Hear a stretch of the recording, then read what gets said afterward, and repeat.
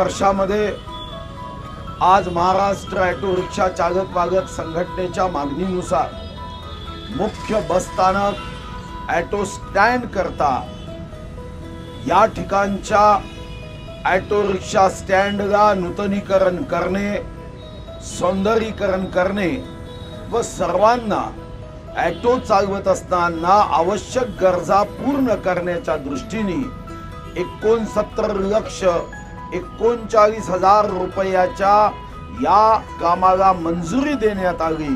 त्याचं भूमिपूजन संपन्न झालं असं मी आपल्या सर्वांच्या साक्षीने घोषित करतो।